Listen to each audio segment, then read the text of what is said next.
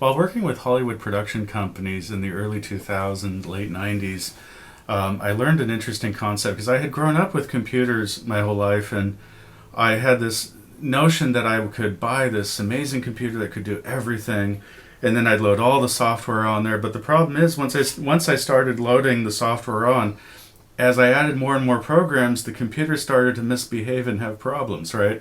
And so eventually, if I loaded in all the video software and then all the sound software for editing, and then I added in my favorite video game and some other stuff maybe for 3D rendering or modeling, and then what would happen is the computer would eventually start crashing, and it couldn't do everything. And so then when I was working with one of the production companies, I noticed that they had different rooms or different studios set up for different purposes. They had an audio workstation, they had a video workstation, and I realized that there really was no one solution that could do everything, and so they had compartmentalized, and it also created a more robust workflow so that if one thing failed, it didn't shut down the entire production.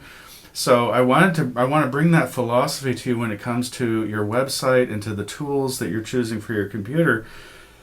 Especially with a lot of automation, for example, you want to check to see what tools actually integrate with the automations and what tools work on what platforms. And instead of purchasing a computer or an automation platform or different software as a service applications, think about what the big picture is that you need to do, and then find out what works together and make the decisions based working backwards from reverse from the outcome that you want back to the tools and the workstation that you're going to need, instead of starting out by picking the hardware, the software, and then expecting to reach that outcome. So do it in reverse if you want success.